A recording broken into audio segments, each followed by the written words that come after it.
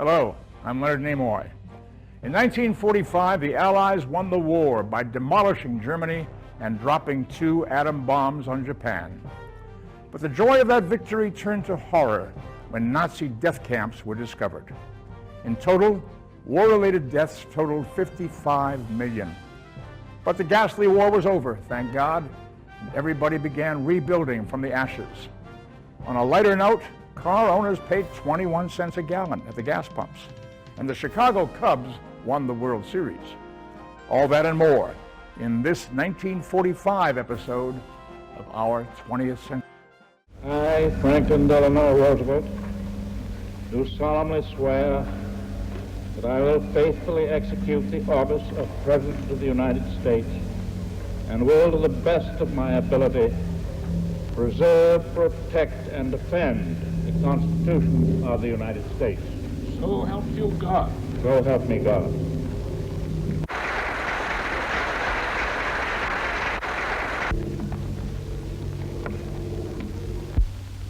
As I stand here today, having taken the solemn oath of office, in the presence of my fellow countrymen, in the presence of our God, I know that it is America's purpose that we shall not fail. In the days and the years that are to come, we shall work for a just and honorable peace, a durable peace, as today we work and fight for total victory in war. We can and we will achieve such a peace.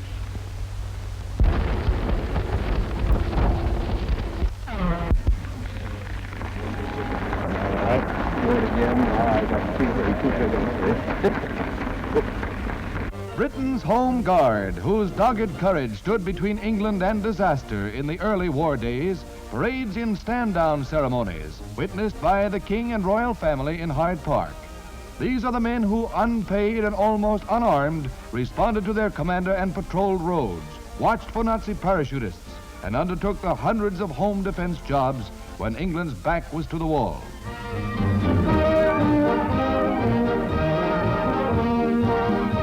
Thousands of Londoners paused to pay tribute to these heroes. England will never forget her citizen soldiers. The new commander of the American Armed Forces in China, Major General Wiedemeyer, starts on a 3-day inspection tour as pictured by the Signal Corps.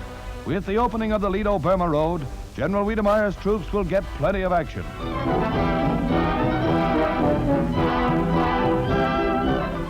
Major General Patrick J. Hurley presents to Chiang Kai-shek his credentials as Ambassador Plenipotentiary to the National Government of the Republic of China.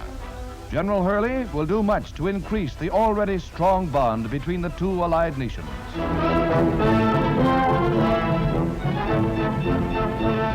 Anthony Eden takes a look at wartime Athens as top-ranking diplomats and army officers of the Allied powers gather to meet with Winston Churchill in an effort to solve the extremely difficult situation existing between Greek forces engaged in a bitter struggle for national rule.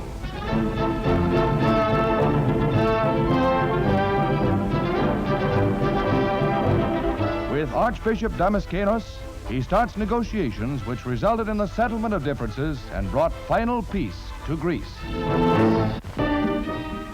General Douglas MacArthur, who swore he would lift the burden of Jap domination from the Philippine people, returns to inspect the damage done Manila. As he tours the ruined city, civilians greet their liberator. The Pearl of the Orient, wrested from the Japs, has now been returned to the Philippine people.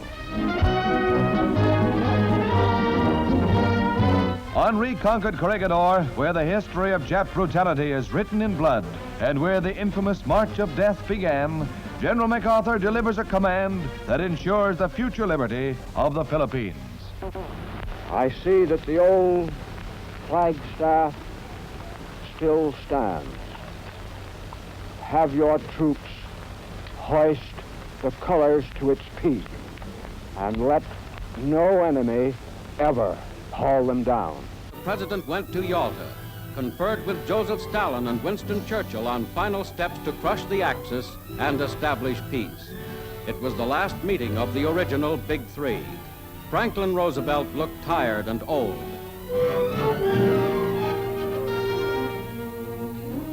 In April, a great man was dead.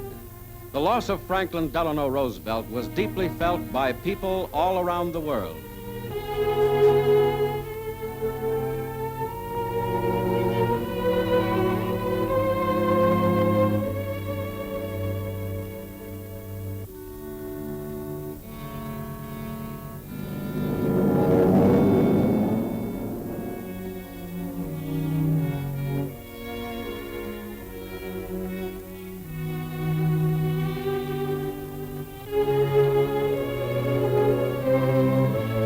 Cabinet room of the White House, Harry S. Truman was sworn in as president.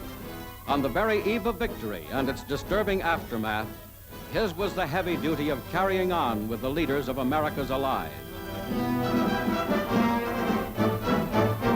Arriving at the White House, Mr. Hoover is greeted by the president, who will benefit by Mr. Hoover's vast experience in food administration during World War I.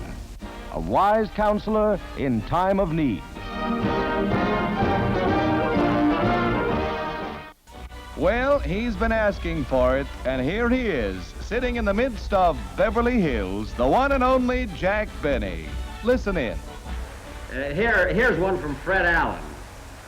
He says, I can't stand Jack Benny because he can't stand me more than I can't stand him. Allen can't be in it. He's the final judge. Hey, girls, look, isn't there one letter that says something nice about me? No. Oh, fine. Here's one from the... Wait a minute, what's going on here? Cokes, donuts, and table tennis set the stage for the very latest in Teen Timers fashions in New York City. If you're a lady somewhere between the ages of 11 and 17, your heart will leap in anticipation at the preview of these inspired styles. For instance, for all year-round wear, here's a basque number trimmed in silk rickrack, accompanied by cute pigtail pixies.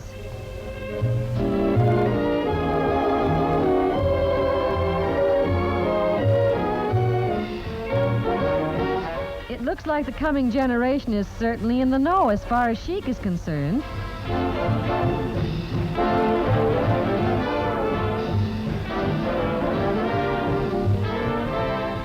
Accessories, of course, just like Mother and the big girls. Very fascinating.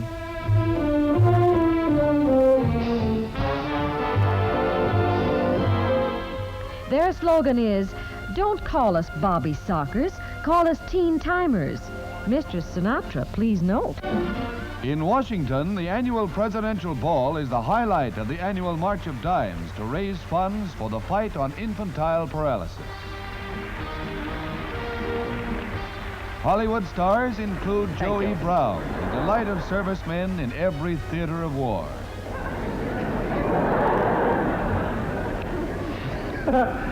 Hello.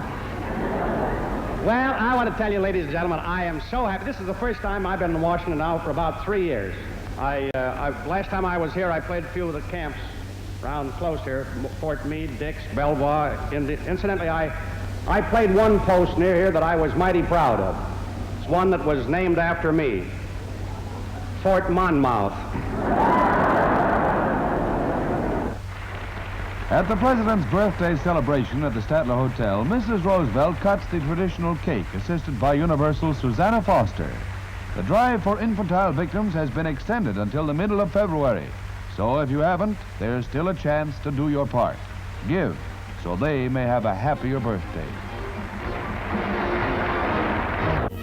3,000 miles from Times Square, in Hollywood, the lights come up on Santa Claus Lane as the West Coast, too, gets into the swing of the Christmas holiday season.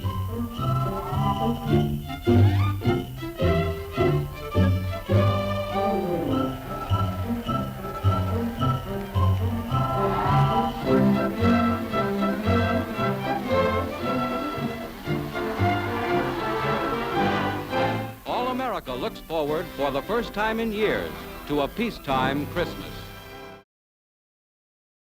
Surgeon General Kirk, shown here with Colonel Hobby, head of the WACS, has sent out an urgent appeal for 8,000 more WACs as our casualty lists mount to assist nurses in the 60 general hospitals in this country. They will assist the professionally trained nurse so that her greater skill can be spared for tasks only a nurse can do.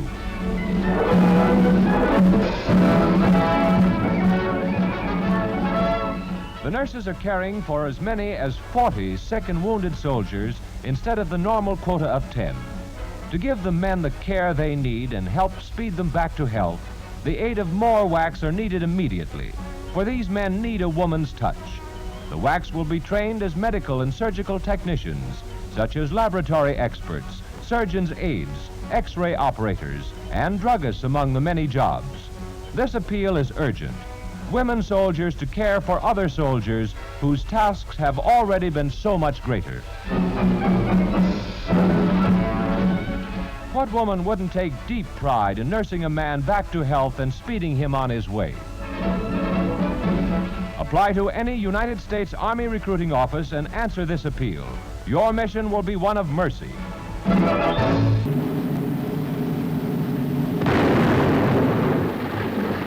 First in a test in the United States New Mexico desert, then 5,000 miles away at Hiroshima, and then again at Nagasaki, came the world-shaking explosions of the atomic bomb. There can be no peace in the world until the military power of Japan is destroyed, with the same completeness as was the power of the European dictators. To do that, we are now engaged in a process of deploying millions of our armed forces against Japan in a mass movement of troops and supplies and weapons over 14,000 miles, a military and naval feat unequaled in all history. Substantial portions of Japan's key industrial centers have been leveled to the ground in a series of record incendiary raids. What has already happened to Tokyo will happen to every Japanese city whose industries feed the Japanese war machine. If the Japanese insist on continuing resistance beyond the point of reason, their country will suffer the same destruction as Germany. Our blows will destroy their whole modern industrial plant and organization, which they have built up during the past century and which they are now devoting to a hopeless cause. We have no desire or intention to destroy or enslave the Japanese people, but only surrender can prevent the kind of ruin which they have seen come to Germany as a result of continued useless resistance. Her navy virtually destroyed, Japan asked for peace. Aboard the USS Missouri in Tokyo Bay, on Sunday, September the 2nd, 1945, the most horrible war in history came to its complete and formal end. Foreign Minister Shigemitsu signed for Japan. Douglas MacArthur, Supreme Commander. General Su Yong-chang signed for China.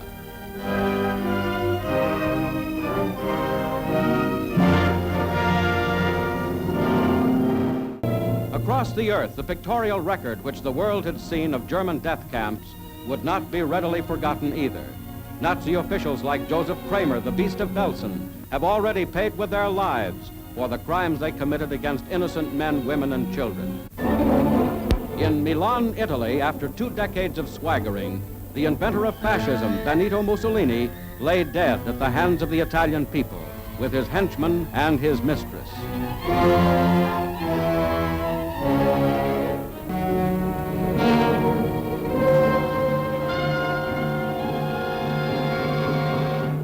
Breathtaking artistry marks the opening of the Hollywood Ice Review, a spectacle that stars Sonia Henney, queen of the silver skates. With her partner, she displays the skill that lifted her to her throne.